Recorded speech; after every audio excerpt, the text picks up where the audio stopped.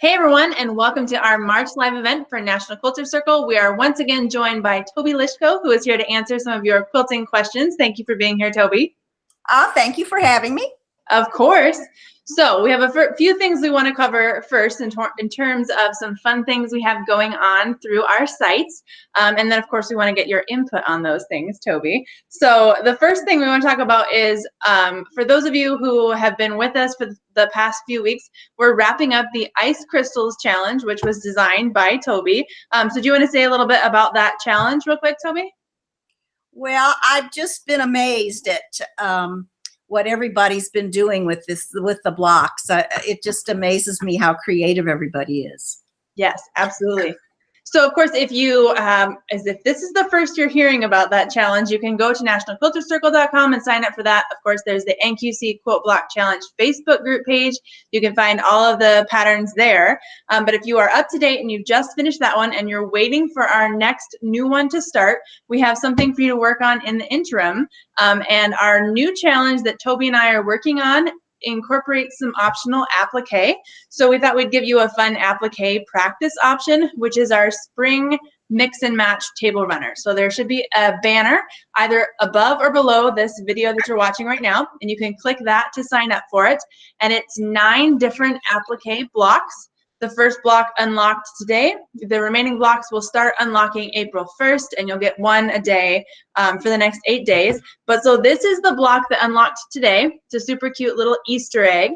So for this table runner, some of them will be Easter themed, some of them will just be springtime flower themed. And then you can pick your favorite 5, and we'll give you finishing instructions for how to put together this table runner with 5 of these applique blocks. So that being said, Toby, what are your thoughts on applique? Say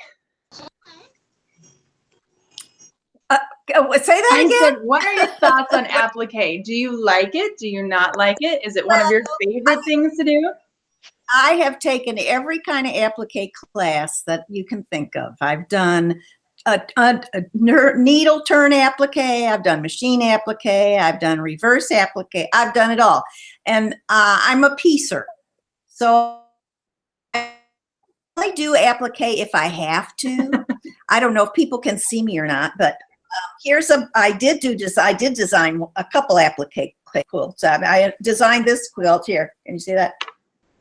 Oh, that is so cute. Is that a little snowman? Oh, I love it. But the thing is I used the snowman from EQ from Electric Quilt. I didn't design it. So I used somebody else's applique stuff, but yeah. And then a long time ago, when I was first starting doing quilting, I designed a little applique cover for my sewing machine. So that's machine applique. So I mean, I've done all different kinds of applique, but I enjoy piecing. Applique just takes too long, so I don't enjoy applique. See, and I'm like, when I get to the point where I'm tired. But everybody does their own thing, you know. Yeah.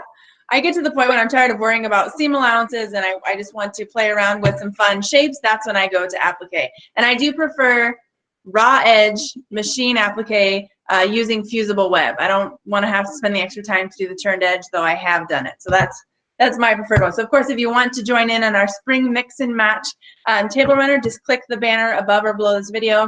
It's free. All these patterns are free. So there's 9 blocks and finishing instructions. All that's free. You just enter in your email address and you can download it for free. So of course, now we have, if you have any questions that you want to ask Toby, of course you can put those into the chat box and we will work our way through answering as many questions as we can get through. So I do want to talk a little bit about this upcoming challenge that we are actually in the works of designing and putting together right now. So we've sort of just started that. But in terms of maybe the overall design, is there anything that we can hint about in terms of size of the quilt or anything like that? I know a lot of people sometimes like throw size quilts or maybe bed size quilts. What are you kind of leaning towards? What am I leaning towards? I'm probably leaning towards well, I don't know. I mean, it could be a wall or it could be a lap size quilt. You can only make so many bed quilts. But it just kind of depends on where my brain takes me. I love it. Well, I'll go wherever your brain takes you. So along those lines, because I did just recently make a bed-sized quilt that ended up being like ginormous and bigger than I thought it was going to be. So if you are someone who's made multiple bed-sized quilts and you only have so many beds in your house, like what do you do with the additional extra quilts? Well, I have them all piled up in my sewing studio on the shelves. I have them hanging in closets on big, those dry cleaning hangers. I have quilts hanging on those. They're just all over my house. I have a lot on the walls. I put quilts on the walls. I don't have pictures on the walls. Are people saying they can hear me or not on this? Are you getting some? Yeah, it looks like everyone is able to hear you. We were having a little technical difficulty ahead of time, and some of us weren't able to hear you, but it does look like everyone is able to hear you now. Okay. So I think we're good to go. So, I mean, if you can hear us, definitely start asking us your quilting questions. And we can obviously see some of the quilts on the wall behind you. What is your preferred method for hanging and displaying quilts? I know some people put, little tabs on the back for runners. Some people do the triangles in the corners. Like, how do you hang a quilt so that it actually hangs nice? You don't have, the waves at the bottom. Well, I just make, because I've done a lot of competition quilts, I do the sleeve method, and I just use my they ask you to do a 4-inch sleeve. So I just use my 8.5-inch ruler and cut the sleeve, the length of the quilt, and put it on that way. Now, AQS does have a method for making those sleeves so that it doesn't pull on your quilt, so that you have like a little 1/2-inch kind of give on them. So if you ever want to know how to make really the proper kind of sleeves, then go to the AQS website, and there's an explanation on how to do that. Perfect. Quick question, because I did this on a quilt. So that you normally add a sleeve before you put the binding on, correct? No. I mean, you can put it on before you put the binding on if you want to do it that way. I always put it on afterwards. I don't like sewing it into the binding because it's just more bulk in the binding. Okay, that's the only way I've ever done it. So I was going to ask you, how do you put it on afterwards and like hide it? So apparently that's just the way you're supposed to be doing it. Well, yeah, I mean, I don't hide. Well, I mean, if you put it into the binding, then you don't have that little give. Well, you can if you do it on the bottom, but the best way to do it is to do it after you put your binding on, and then it doesn't take up all this. Because, well, I mean, I think it's mainly because I do competition quilts. So, they don't want all that extra stuff in the binding, because they do check your binding to make sure it's good, it's all filled in and everything. So, yeah, I've only put sleeves on I think I've done it once or twice if I'm in a hurry to get it to a magazine or something, but normally I put the whole thing on by hand. Oh, wow. Okay.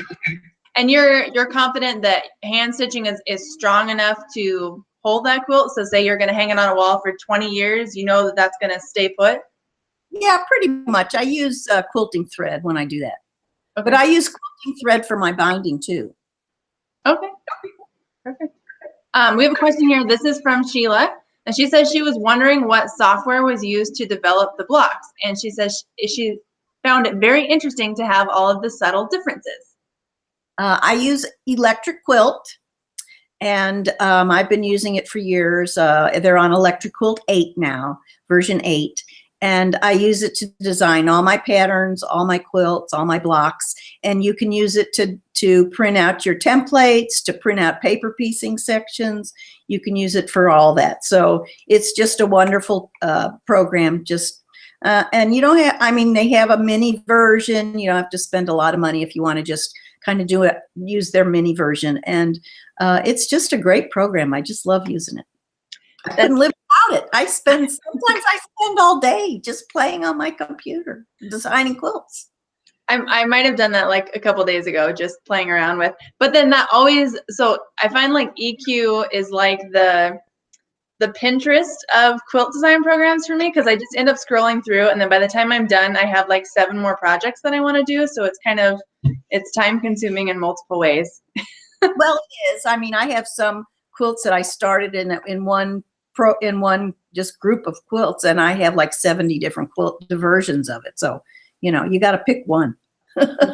Absolutely. Okay, so as somebody who designs a lot of quilts, how do you start? What is the beginning of your design process? How do you come up with an idea and sort of then go from there?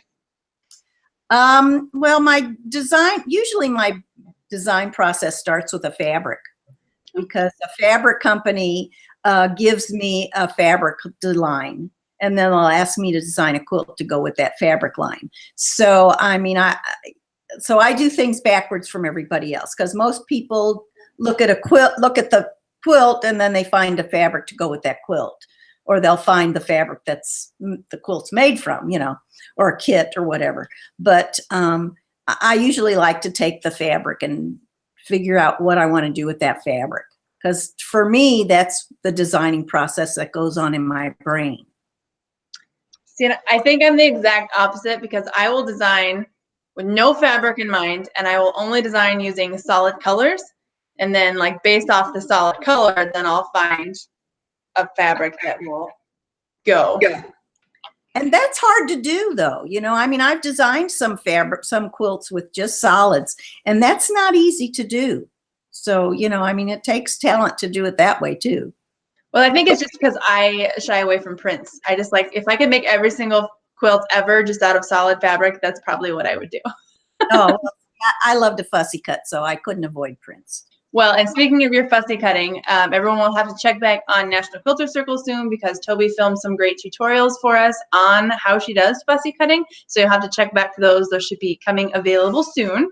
Mia asks, she says she has a question for a newbie, but is there a name for a round medallion surrounded by 4 pineapple shapes? Around? No, I don't know. I don't either. So if this is a specific quilt design that you physically have a picture of, you can like email that to us at National Quilter Circle, and then we could look at it. Not right now, we can't see it live now, but and then maybe we can follow up with that later. But that does not sound like something that I've ever heard of. All right. Our next question here, this is from Bonnie, and she says, when you bind, do you match the binding or backing in terms of your thread color and your fabric color? Say that again. When you are binding, in terms of your thread color, do you match the binding or do you match the backing fabric? Ooh, that's good. No, I think I match the binding, because you're sewing into the binding. So I usually match the binding as close as I can. Same here. Perfect.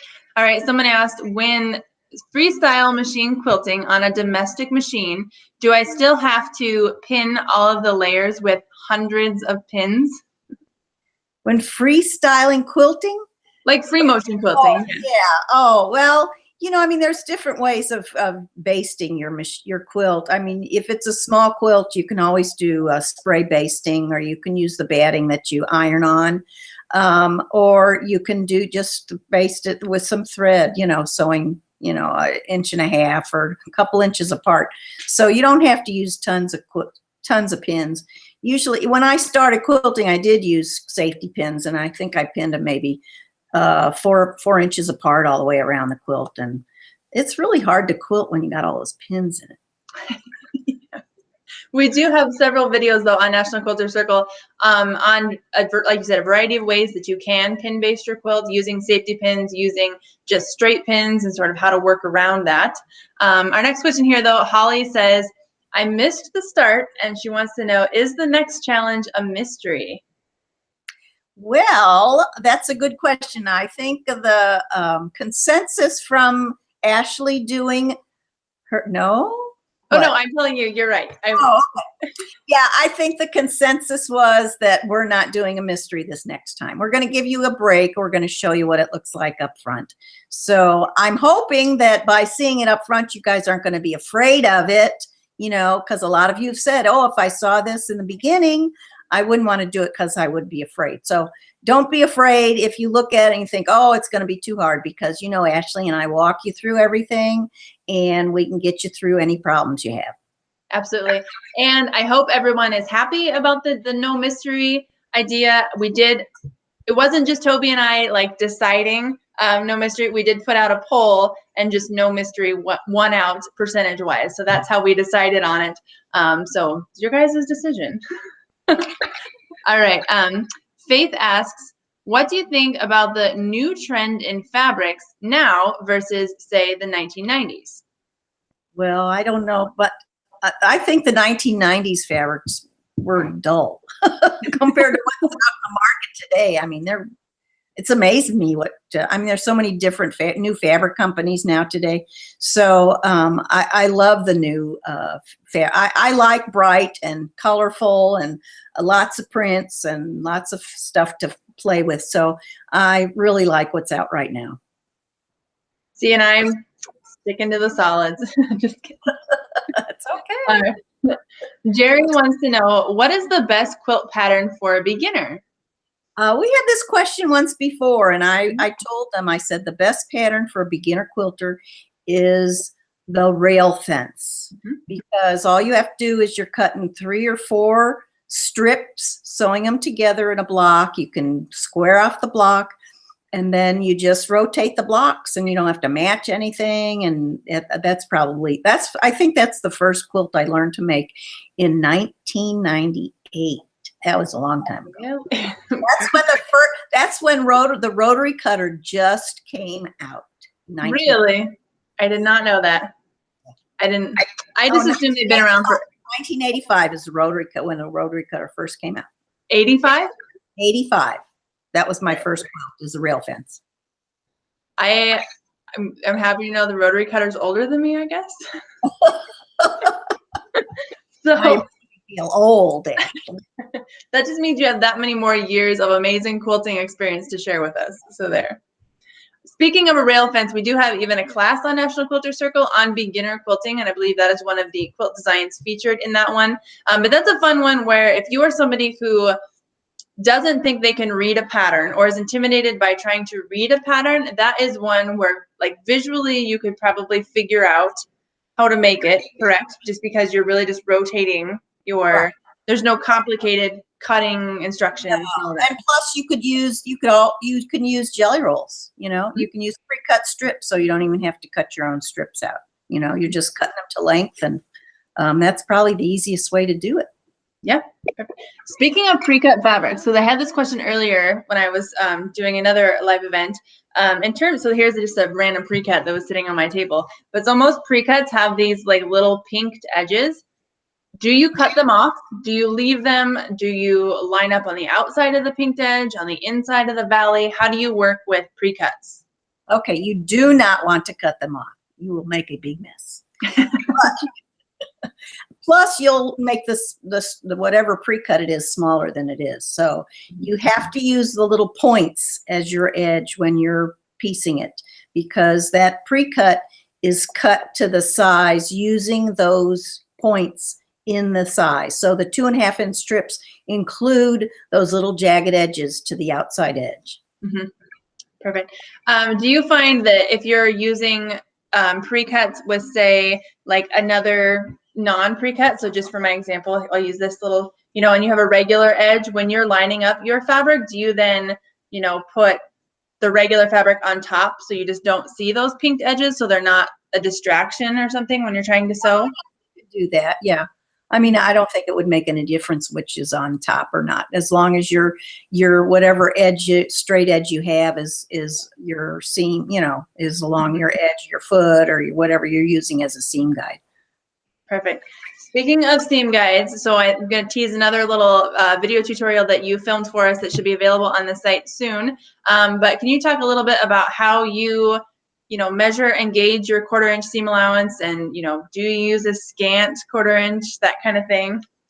Well, I don't use a scant 1/4-inch. I use an accurate 1/4-inch, because I always tell people if everybody's scant 1/4-inch is different, and it all depends on what kind of thread you use, because there's so many different widths of thread. You can have a 50-weight thread and a 20-weight thread, and they're going to be, take up different space in your seam. So I use an accurate seam allowance, and I have a little seam guide that I have a little YouTube video on. It's in my blog, and And I use that to establish my 1/4 inch seam. I move my needle all the way to the right, and I put a little piece of Dr. Scholl's mole foam foot pads on my machine that establishes that 1/4 inch, so it's consistent. It's the consistency really which is the key. I mean, you can have, even if it's a scant or an accurate or whatever it is, if your seams are consistent from the top to the bottom, then everything's going to match. If it moves around, then that's when you're going to have problems, is when your fabric's moving around under that foot and it's not a consistent 1/4 inch all the way through. Mm-hmm. Absolutely. All right, next question here. This is from Darlene, and she says, what would be a good beginning applique project? Circles. I don't know. There you go. That would be the perfect one. That's this actually would be. So yes, this is, if you missed the beginning, this is our mix and match spring applique table runner project that's starting right now. So this is the block that you can download today. There's a banner either above or below the video you're watching now. So obviously this is a cute little Easter egg. Not all of the patterns are Easter-y. Some of them are just more springtime flowers and things like that. But so this is definitely, like she mentioned, circles. So something really just sort of basic and easy to start with. So really big pieces, not a whole lot of pieces. So this is very a pretty good beginner project. With this applique table runner, I will say that it's one of those progressive projects. So this is a fairly easy block. The next couple are fairly easy, but then they do get a little more complicated in terms of there's more pieces and there's smaller pieces, but the whole applique process is still the same. So this would be a really good sort of like crash course into applique. You're going to start very simply with this one, and then we'll, get a little harder as we move through. And if you want to see a complete step-by-step tutorial of how to do this Easter egg, then on Friday on the National Sewing Circle Facebook page, I will be doing that. So you can see a whole step-by-step tutorial as well. So yes, this is your good beginner applique project. All right, Harriet wants to know, is the next challenge going to be applique? Well, it's going to be a little bit of both. In fact, it's going to be optional. So Ashley and I are doing this together, which will be fun because we get to design the quilt together. I'm looking forward to it.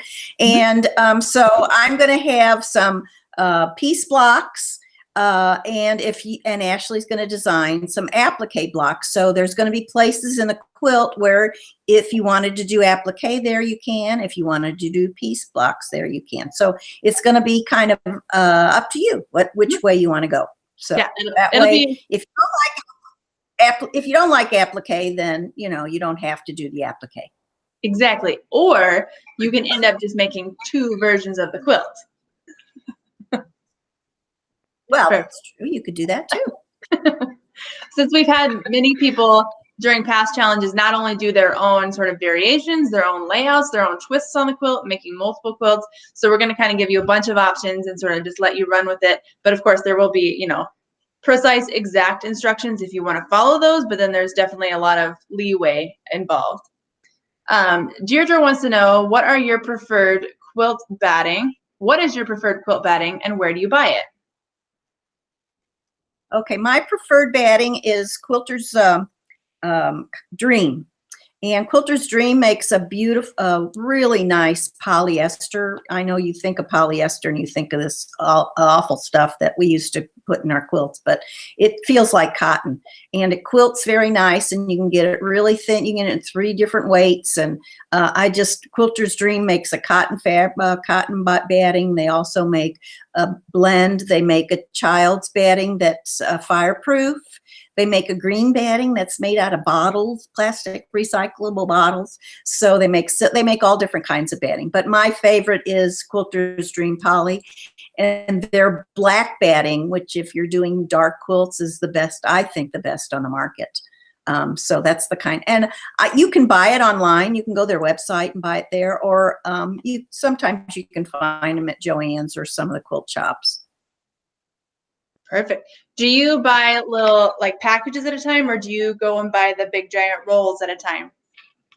I get the big rolls because I make a lot of quilts, so That way it's just easier to just take it off the roll. So I have 2 or 3 different rolls of different kinds of batting, depending on what I want to use it for.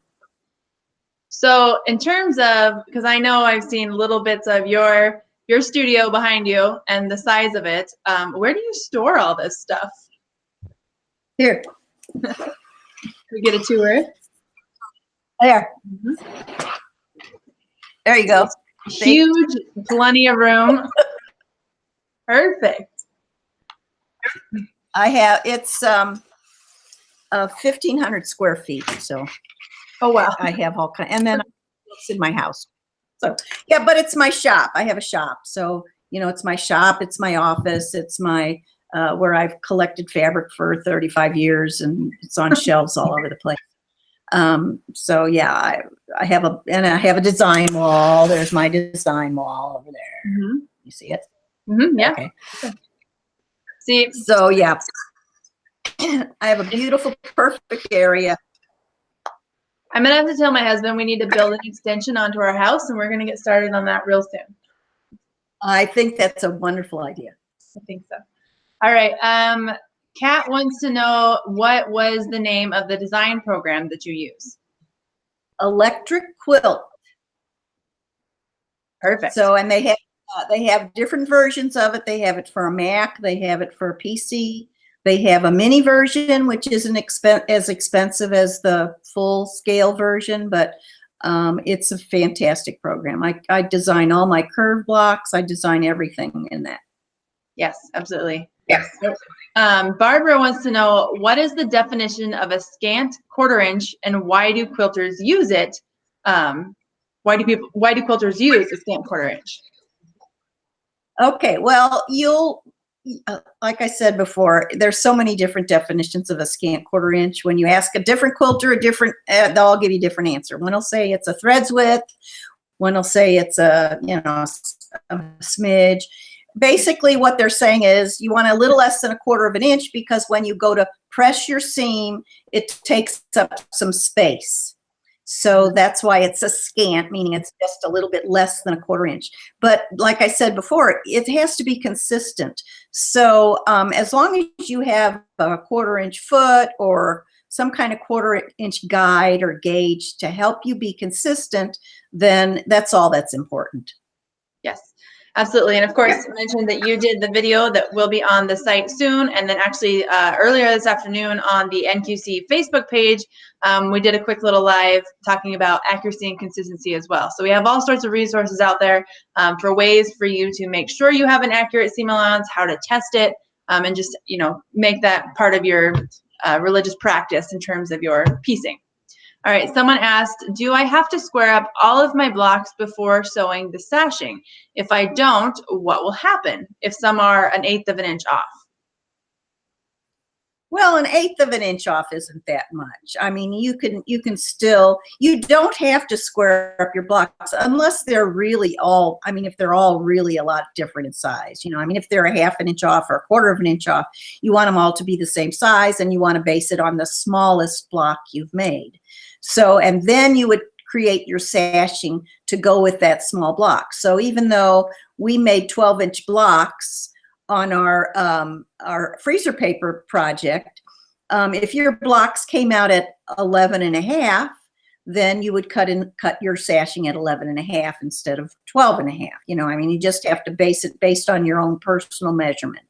So I don't normally square up blocks unless they're really way off, because once you start squaring them off, you can always ease something in, or especially a sashing, you can always ease it in or stretch your block a little bit or press it with some water and get it a little bigger. Once you start trimming it, you can't make it go back to the way it was. Mm-hmm. Absolutely. Absolutely. All right. Pat asks, can you tell us about the challenge activity and how does one participate? Well, anybody can join. It's free. And basically, you just either can follow it on the National Quilters website, Quilter Circle website, or through the Facebook page, and they will tell you when the next challenge will be, when each instruction comes out, and anybody can participate. We we have over 40,000 people participating in our challenges. So and they're from all over the world. It's very fun. Yes, absolutely. So yeah, so it's the either National Quilters Circle has a Facebook page. We post pretty much everything there. From there, you can find its NQC Quilt Block Challenge, and that's just a special group page for just challenge only. So you would just hit join, and then we do have to approve you and make sure you're not a robot person, so we have to approve you into there. Or again, you can sign up through just nationalquiltercircle.com, because we know there are people who are online but aren't necessarily on Facebook, so you don't have to be part of Facebook or part of the Facebook group to participate. You can sign up through the website, put in your email address, and then each week we email all of the instructions to you, as well as we post it all on the Facebook page. So it's sort of in both places. So if you're on Facebook, that's sort of the quickest, easiest way to find it. Sometimes emails get lost in spam folders and things like that. So Facebook page is probably the easiest way to find things. But absolutely, it is free, and you should all join us because it's going to be so much fun. All right, our next question. Somebody asked, if I use the 1/4 inch selected stitch on my machine and line up on the same part of the machine foot, is that all right? Well, the best way to find out if that's all right, and I can't tell you whether it is or not, is to cut a couple. The best way to determine if your seam is right, if your seam allowance is right when you're stitching, is to cut 3 strips that are 1.5 inches apiece. And sew those 3 strips together with that seam that you've selected, and the center of those 3 strips should equal exactly 1 inch. So that's the best way to figure out if it's all right. Because I can't tell you your sewing machine. Every sewing machine is different. Mm-hmm. Absolutely. So that's your method for doing it. I have a slightly different method for testing it, just because I like to, anytime I actually am making something, I then want to use it in a project. So rather than cut strips, I usually make like a 9 patch using 2.5 inch squares, and then measure the center square. And then that way, when I'm done, like if everything worked out perfect, then I can make a bunch of 9 patches and use them in a project. So that's what that's a great idea. And who doesn't want to cut a million 2.5 inch squares? I mean, come on. That's right. All right. Phoebe says, can you please tell me what kind of machine you use, or is it all hand stitching? Oh no, I have a couple different. I've had lots of different machines throughout my quilting career. I've used Bernina, I've used Pfaff's, I've used my current sewing machine. I have 2. I have a Janome and I have a Juki, and so I mean, I can't tell you which is the best machine, because everybody has their own favorite machine. You can spend $600, or you can spend $12,000 on a sewing machine. You just have to go. You really can. I mean, you can pay as much for a sewing machine these days as a car. Yeah. But you just have to go and test drive, just like you test drive a car. You go test drive machines. You find the features that you want, and you pick the machine that you want to use that works good for you. Yeah, absolutely. And you can nowadays, I mean, you can go to pretty much any local quilt or fabric shop, and they will definitely have machines there. Sometimes, excuse me, sometimes shops will be, a Viking dealer or a certain machine dealer, and they'll have predominantly those. But then even, my local Joann's where I used to live, they had machines there that you could, play around with and try out too. So you don't have to go to necessarily a fancy fabric shop to try out a machine. Like, there are a bunch of places you can go to actually try them out. Yeah, perfect. All right. So out of all of the machines that you have used, what is your favorite or must-have feature that you have to have on all your machines now? Well, I never used to say I would use now. Well, my favorite feature would be my very first Bernina had a knee lift, and I can't live without the knee lift, because of course some of the machines have a foot lift. You don't have to use a knee lift anymore. But the knee lift was so I could manipulate the fabric without having to use my hand to pick up the foot. So the knee lift picks your foot up. And so I really like that feature, because it leaves your hands free to do all kinds of things, especially in quilting or whatever.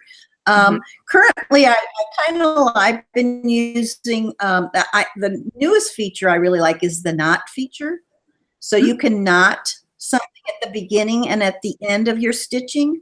And so I do a lot of Y seams, and you have to, most quilting you don't have to knot, but with Y seams you do.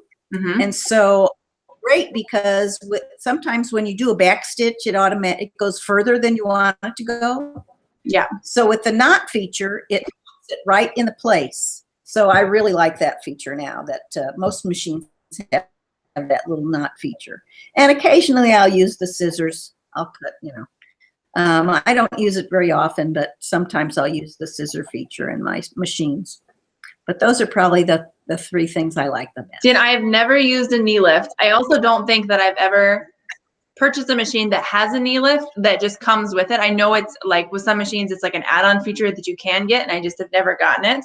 I love the automatic cutter feature, the little scissors. That's like my favorite. And this is one of the first machines I've ever had where the needle threader like actually threads the needle 100% of the time. Like I've had other machines that aren't computerized at all, and you're just supposed to pull down this little lever, and you just would keep pulling and pulling, and it would just miss like every time. So having a machine that actually accurately threads the needle is pretty cool.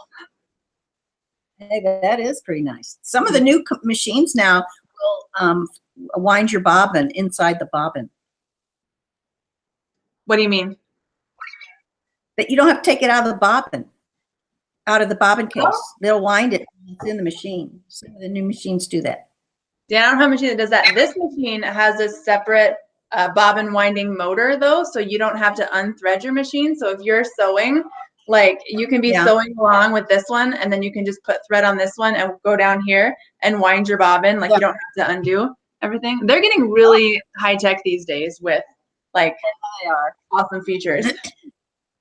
Perfect. Yeah, but I find it's more expensive to have them serviced with all the mechanicals, computerized stuff now that they have. That's probably true. All right, so we talked about your favorite machine features. Just because, we've asked you a bunch of questions about how do you do this certain, technique, or you've shared how to do certain techniques. I know you like fussy cutting. I know you like piecing over applique. But if you had to pick, your favorite sort of go-to blocks or designs that you try to incorporate into a quilt design when you're designing them, do you have those? Well, I really like to do curve blocks. I do a lot of New York Beauty stuff, circular flying geese. I have quite a few curve patterns.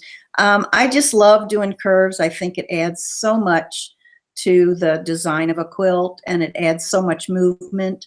And I'm doing a curve class for National Quilter Circle. I did a curve class. Didn't I do a curve class? Yeah, yes. It was one of our longer, so we have classes, but you did one of our longer tutorials. So it's It's not labeled a class in the shop. It's just labeled premium video, I believe. Oh, okay. Okay. So I did that on the Wheel of Mystery block.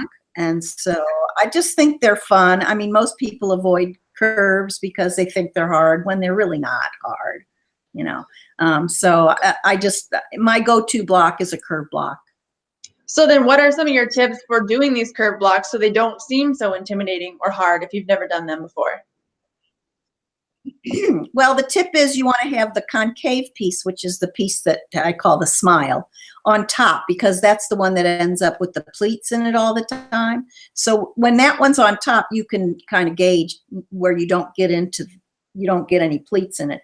And I only use 3 or 4 pins. I used to put sleeves in clothes, and I used 20, 30 pins to get that sleeve flat. But you don't have to do that when you're doing real simple curves. You can just do a couple pins in there, hold it together, and it's a way you manipulate the fabric that makes it sew in so smoothly. Absolutely. One of the very first quilts I ever designed was curves. It was a lily pad quilt with turned edge applique lily flowers on it. And I remember telling somebody that was the first quilt I'd ever designed, and they were like, but there's curved piecing. And my background is sewing as well. So I was like, no, it's just like sewing in an arm's eye. Like it just, if you have more of a sewing background in terms of those garment fitting or, you know, the shapes that you're sewing in clothes, it, you know, be a little bit easier of a transition into curves in quilting. Right, right. Perfect. All right. Holly wants to know, do you have any idea when you will be planning to start the next challenge? Will it be a month or two? I think it's, they say spring, but it is spring, so I'm not sure when. We're talking what, end of April, early May or something like that? I think we're looking beginning to middle of May. Yep. I believe that's the plan. We, of course, as soon as we get like an exact day, we'll post that pretty much everywhere. We post everything, so it'll be on multiple things, and Toby and I will both also post it as well. So you will for sure know when it's going to start. Perfect. Yeah, we got to define it first. Yeah, we gotta finish doing that, so that way we have, you know, some instructions to give you, so we're not just being like, hey, go do this. Of course, in the meantime, definitely do our spring mix and match table runner. The banner is above or below your video, so click on that so you can sign up for that. Again, that is a free challenge as well, and sort of just something, you know, if you've already finished up your previous mystery challenge and you need something to be working on, like this kind of just keeps you going. So if you, Toby, I feel like you probably have a million projects always going on at one time, but sort of how do you keep motivated to keep designing something new, or how do you keep organized in terms of if you have 7 things going on at one time? I have no organizational skills whatsoever. I just work on what I feel like working on. I mean, if I have a deadline, of course, I have to put that ahead of everything else. But sometimes I get bored with what I'm working on, and I just start something new for no reason at all. But yeah, I mean, I have to have somewhat organizational skills in order to get everything done that I need to get done. But yeah, no, I just, I mean, I have a lot of projects going on at one time, and I just kind of work on whatever I feel like working on. That's all I do all day long is sew. So. It sounds perfect to me. What about in terms of if you are, do you ever have like designer's block? Like you have a deadline and you have to get something done, but you just, you know, nothing's coming to you. Like, you know, there's things like writer's block and people tell you to, you know, just start writing things. Like, how do you do that in terms of designer's block? Well, I have had that. I had that for 6 months. And it was very depressing. But I mean, sometimes I have designer's block because the fabric that a company shows me, I just can't, you know, it doesn't inspire me. Mm-hmm. And so I'll just tell the company, it just doesn't do anything for me. So, you know, I'll give it to somebody else. I mean, a fabric really has to inspire me to design something I really like with it. See, and I think I'm gonna have to try that the next time, just because I've never seen a fabric first and then, you know, and then gone from there. Right. Yeah. Well, you have to look at a whole collection and then think about what you want to do with that whole collection, not just one fabric. See, I'm learning so many things. I'm going to take to my next design. I'm going to be like, this is the Toby inspired design. Okay. That sounds good. Perfect. So we're in the works of the challenge quilt, but you said you have multiple other projects going on. What else? Who else are you doing work for? Who else do you design for? What else do you do during the day? Okay, well, I design for quite a few fabric companies. I do work for Timeless Treasures and P&B Fabrics, Clothworks, Hoffman. A lot of the big fabric companies I do free patterns for, and I have a lot of free patterns on my website. You just go to it, the links, free web patterns. And most fabric websites have free patterns too. You can always download them from the websites. I'm also an Island Boutique ambassador, so I design for them. They send me fabric, and then you have monthly assignments, and I posted one of them on the Facebook page, my little miniature log cabin. That was an Island Boutique ambassador project. Our project for February was we had to design a mini. So I work for them, and I've done videos for a variety of different companies. And so it's just I mean, whoever contacts me, I just kind of go with the flow. Well, we love that about you because then we were able to grab you as well. So we like it. And So I'm happy. good. I'm glad. You've mentioned miniatures before, and I know that even back when we were at NQC headquarters in Minnesota, we were talking about this, but you've done a lot of miniature quilts before. And how is that different from, piecing a regular size quilt? But it's not. It's actually faster. I mean, your pieces are smaller. As long as you have an accurate 1/4 inch, it doesn't make any difference what size block you do. So the miniatures, I can piece and quilt within a week or two on my just standard sewing machine, and I can get it done. Some of the times when you do a big quilt, you get stuck, at the process of quilting it. So it doesn't get done. So I started doing miniatures just because I didn't have a long arm to quilt quilts with, and I wanted to have the accomplishment of getting a quilt done. So, so that's when I started doing a bunch of different miniatures. But this little one that I just did for Island Boutique is the first little miniature I've done in a long time. I mean, really mini. It was a 2.5 inch block and a 10-inch quilt. So that's the first one I've done in quite a few years. That's really miniature. So what constitutes a miniature quilt versus just I made a smaller wall hanging quilt? Well, the definition of a miniature quilt usually is it has to be a block 4 inches or smaller. And the dimensions of the quilt are usually under 24 inches or sometimes under 18 inches, depending on the who you talk to. I mean, I've made small quilts that you can use for a pillow or whatever, but a true miniature, if you look at it, you can't tell whether it's a miniature or a large quilt because the scale, it would be the same, whether it's a small quilt or a big quilt. So if I showed that miniature quilt and I told everybody it's 50 inches square, nobody'd know. Right. That makes sense. Because you look at it and to scale, it wouldn't make any difference what the size is. It just would be the same no matter what size it would be. I think somebody even did that with your Ice Crystals Challenge quilt. Now that I think about it, they made a miniature version of it. I remember seeing that on the Facebook page. Well, somebody made smaller blocks within the big blocks too. Oh, yeah. So many fun variations on it. Yeah. Yeah, there were really neat variations on that. So back to the very, very beginning, we were talking about hanging quilts, and you mentioned that, it depends on who you're submitting it to because you do a lot of competition quilts. And I know that's questions that we've gotten in the past, but we haven't necessarily always had somebody on here who has experience in competition quilts. So if I'm somebody watching and I want to, enter into my first competition, what do I need to do? You have to look at the rules of the competition because usually there's size rules. There's rules whether it's an applique, whether it's a piece quilt, whether it's an art quilt or modern quilt. There's so many different categories these days, whether it's machine quilted, hand quilted. So you just have to look at what the requirements are for that particular contest and what size requirements. And then you determine which category you would put your quilt in. I can tell you that the thing that the quilt judges look at is the binding. You wouldn't believe that that's a big deal, but for quilt judges, it's a big deal. And the overall impact of the quilt. So if a quilt is, the impact of the quilt is something that you look at it and you want to look at it closer because you really want to see the details of it, that's what really grabs judges' eyes. Mm-hmm. Now, so I know that you obviously design, piece, and quilt your own quilts. I design and piece, but I don't always quilt my own quilts. I have an amazingly talented friend who quilts most of my quilts for me.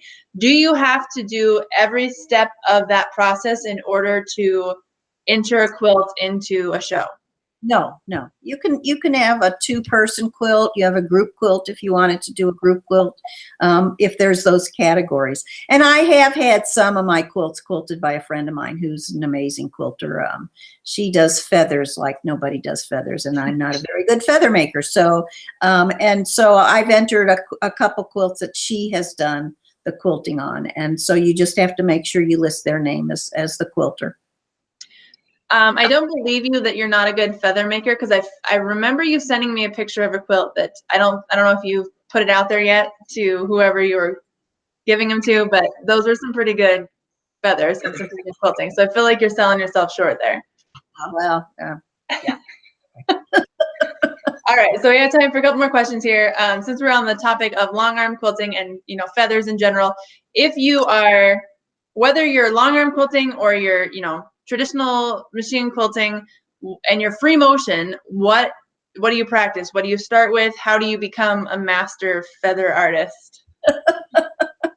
Practice, practice, practice. That's all I can say. I mean, for probably the first 10 years I quilted on my long arm, I used pantos. I was afraid to do anything else but pantos. And pantos just means it's a design that you use a laser and you follow this design on the table, and you just follow that design. And it goes from edge to edge. It's called edge to edge quilting. And then I took a couple quilting classes from some of the quilt shows. And I moved from the back of my machine to the front of my machine, and I started playing. And I just call quilting doodling. I mean, basically, that's all you're doing. If you can doodle it on a piece of paper, you can doodle it on your machine, because it's like holding a pencil in your hand, and you're just moving the machine around, just like you would be holding a pencil. So, I mean, I just basically doodle on my quilts.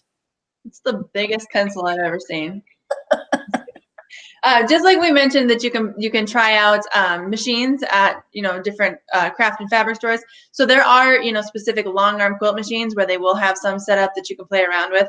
But also, if there's a quilt show or something in your area or close enough for you to go to, then you can go to those shows, and there will be, I mean, a number of different brands of long arm quilts all set up that you can just play around with and practice on. And they may seem less intimidating there when you get to try out so many of them all at once.